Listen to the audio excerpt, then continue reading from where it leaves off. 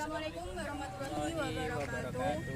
Kami mahasiswa dari Universitas Trunojoyo Madura, Fakultas Ekonomi dan Bisnis, Prodi Manajemen Mata Kuliah Manajemen Operasional Kelompok 1 semester 3. Video ini dibuat untuk menyelesaikan salah satu tugas dalam mata kuliah manajemen operasional dengan dosen pengampu Ibu Justina Krismardani, SSINM.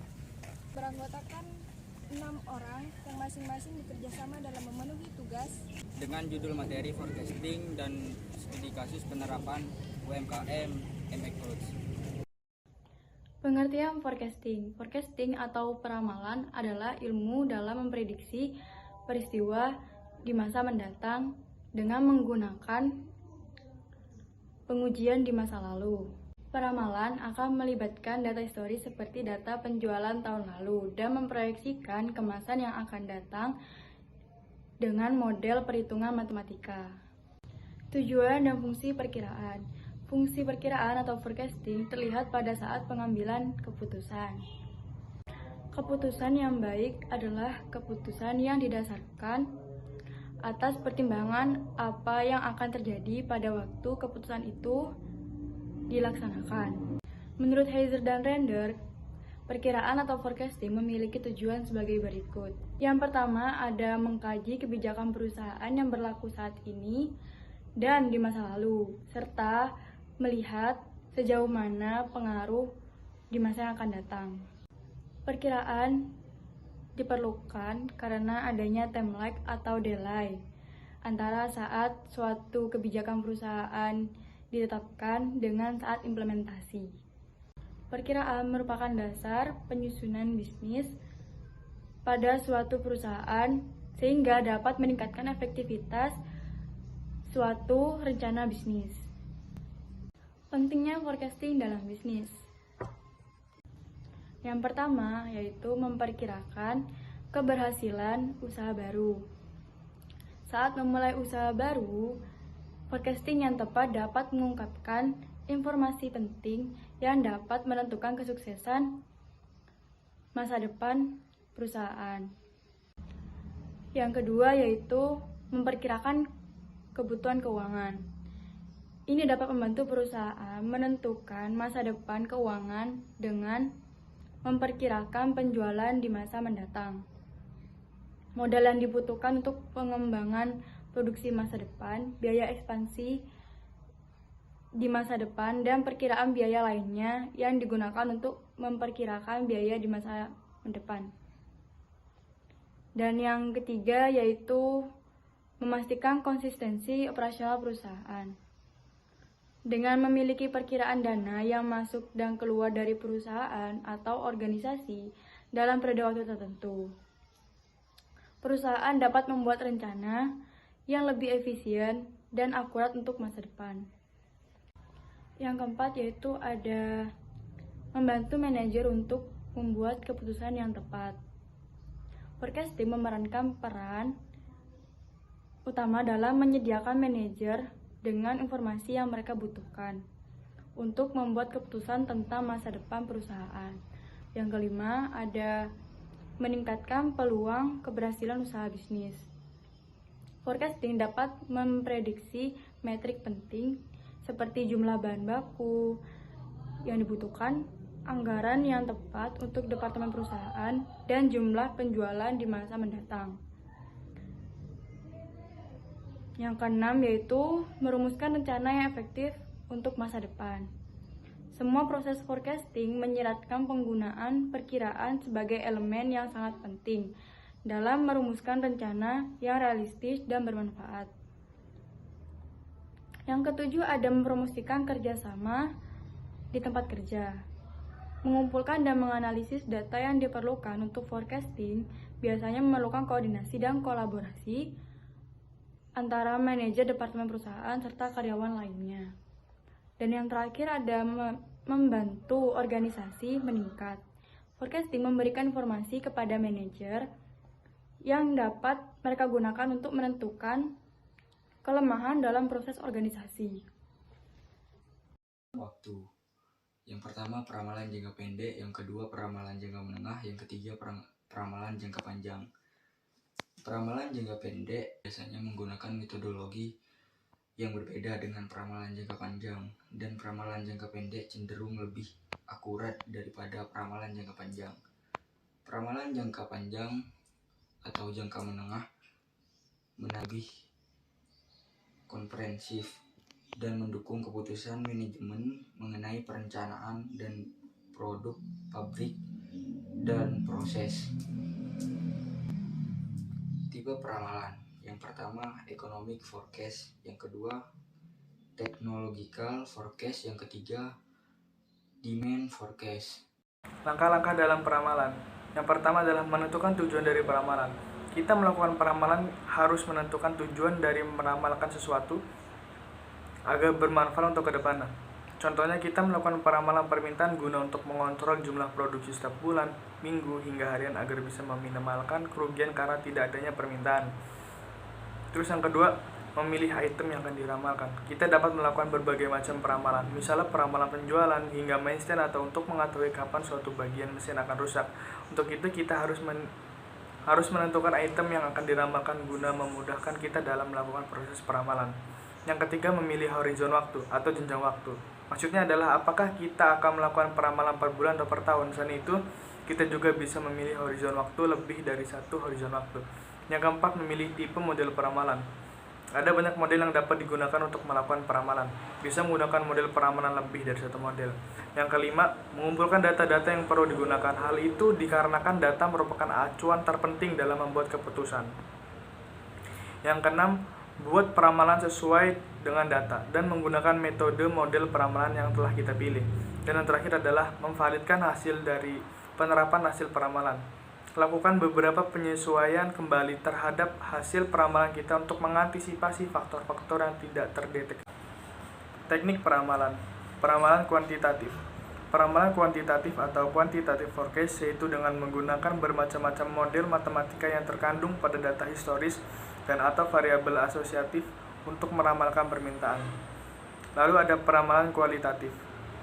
Peramalan kualitatif qualitative forecast yaitu menggabungkan faktor-faktor misalnya intuisi dari si pengambil keputusan, emosi, pengalaman pribadi, dan sistem nilai dalam mencapai peramalan. Peramalan kualitatif. Peramalan kualitatif terdiri dari 4 macam. Yang pertama, opini Dewan Eksekutif. Yang kedua, metode Delphi. Yang ketiga, gabungan karyawan bagian penjualan atau sales force composites. Yang keempat, survei pasar atau market survey. Peramalan kuantitatif terdiri dari 2 macam.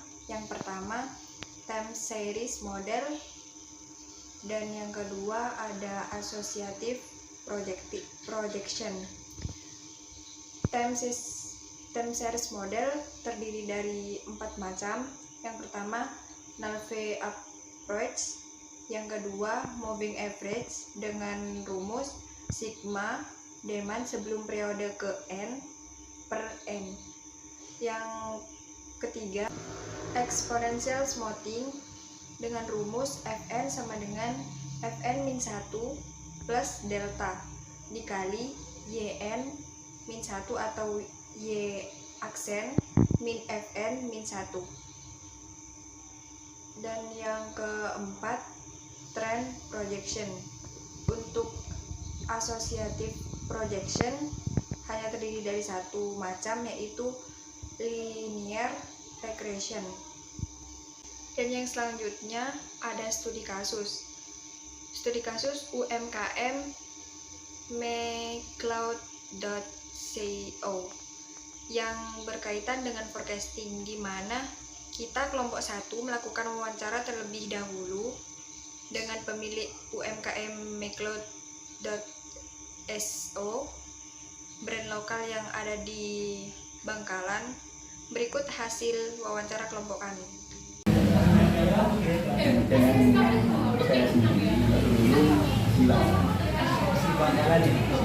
Baik, di sini saya memilih jumlahnya. Kapan Mas mulai merintis brand yang Mas rintis selama ini? sambil nyebat boleh ya. Biar gak panik. Itu untuk pemulihan lokal brand sendiri saya itu dari 2021 bulan November tepatnya tanggal 13. Itu prinsipnya pertama saya mulai dari jualan baju, terus termotivasi untuk membuat brand sendiri. Karena apa? Brand itu penting buat nama brand lokal. Mungkin ini saja tanggalnya tanggal 13 November 2021. Kalau sekarang sudah mau jalan 1 tahun. Tahun.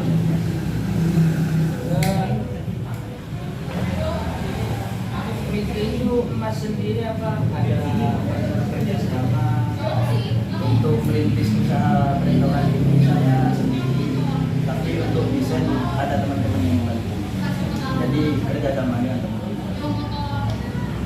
Ya dari kecil ya alhamdulillah sekarang sedikit berjalan lancar. itu tempat alamat usahanya itu di mana? Untuk tempat usaha sendiri bertempatan di halaman. Untuk pembuatan pertama saya membuat dengan brand itu memang saya buat di kontrakan dulu. Sampai sekarang masih berjalan di sana. Kenapa? Karena untuk brand lokal kita memang tidak terlalu fokus pada tempat. Kita fokus pada produk yang akan dijual dengan mitra-mitra yang ada di luar. Seperti apa struktur organisasi yang dilakukan dalam usaha? Untuk struktur mungkin bicara struktur itu kita lebih ke sini mas. Ada di sana kalau di usaha itu ada memang ada owner, terus ada yang desain juga, ada mitra media juga. Itu semuanya dikelola oleh teman-teman saya sendiri. Sampai sekarang memang saya teman-teman kuliah yang memang basicnya di ngedit ataupun di desain itu saya alokasikan ke lokal brand. Ada nggak visi misi dari usaha ini? Visi misinya sebenarnya visi saya yang mengangkat brand lokal. Untuk misi yang masih saya bangun sampai sekarang, satu yaitu kesadaran buat anak muda terutama lokal Bangkalan Madura agar apa tidak terlalu fokus kepada brand-brand luar, karena sebenarnya brand-brand luar itu lebih ke sini mas, ke penjualan. Dan saya berinisiatif untuk membuat lokal brand ini karena banyak brand lokal di Indonesia yang tidak terjual banyak di Indonesia sendiri, karena peminat anak muda sekarang lebih ke brand luar, kayak brand-brand luar yang sudah banyak itu. Tapi kesadaran mereka tidak sini mengangkat brand lokal sendiri seperti itu. Berarti harus mencintai produk dalam negeri. Produk lokal. Terutama mas sendiri harus cinta pada produk lokal kan gitu. Iya.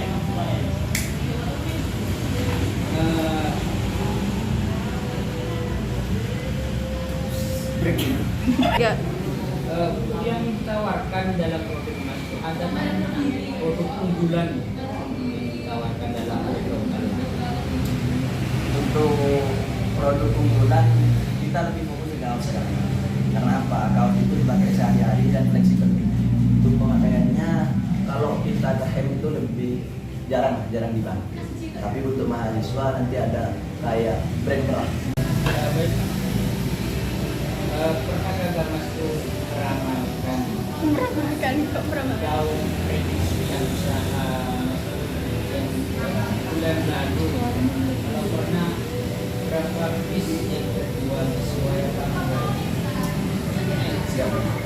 Untuk prediksi ya, kalau ramalan nanti saya dari prediksi penjualan itu bulan Oktober kemarin. Bulan Oktober itu prediksi saya harus laku kisaran 100 pieces lebih.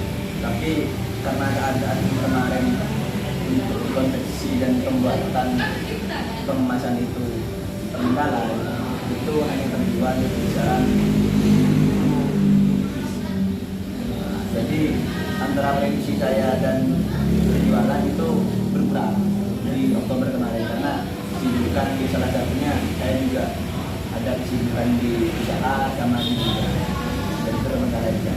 Tidak sesuai. Bukan nggak sesuai, untuk di pendapatan bulan kemarin bisa diwakilkan ke bulan selanjutnya. adakah data penjualan bulan lalu? Data penjualan bulan lalu itu ada, Mas, tapi saya tidak terlalu ingat karena saya sekarang juga tidak bawa datanya. Kalau data penjualan bulan lalu itu karena saya juga kerjasama sama salah satu aktivis Bangkalan pembuatan bajunya sama anak siswa di Bangkalan, itu mereka pemesanan dan kerjasama dengan brand lokal itu kisaran 20 yang dari sastra, terus 25 dari aktivis. Ya ada masyarakat juga dan diupload juga di media brand lokal. Untuk penjualan ini dari saya sendiri itu kisaran 40 yang terjual di mitra-mitra, karena saya juga mitra dengan pondok, dengan toko-toko yang ada di Bangkalan. Dan paling banyak itu sebenarnya penjualan online. Dari wawancara saya dengan Mas Ulum yang merupakan owner dari brand Upload Bangkalan. Dari hasil wawancara tersebut, pada bulan Oktober, Mas Ulum selaku owner mecold.co pernah meramalkan kaosnya harus laku 100 piece. Namun kenyataannya hanya terjual 70 piece.